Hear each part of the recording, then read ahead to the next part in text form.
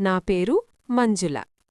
ఇన్స్టాలో ఏదో ఒక ర్యాండమ్ కమెంట్ ద్వారా తను నాకు రిక్వెస్ట్ పెట్టాడు.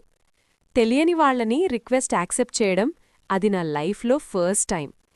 తను రిక్వెస్ట్ పెట్టిన 4 మంత్స్ తర్వాత నాకు మెసేజ్ చేశాడు. నాకు తన క్యారెక్టర్ కొంచెం కొత్తగా అనిపించింది. అందుకే జస్ట్ క్యాజువల్గా చాట్ చేసేదాన్ని. తర్వాత మెల్లగా ఒకరి గురించి ఒకరం తెలుసుకున్నాం.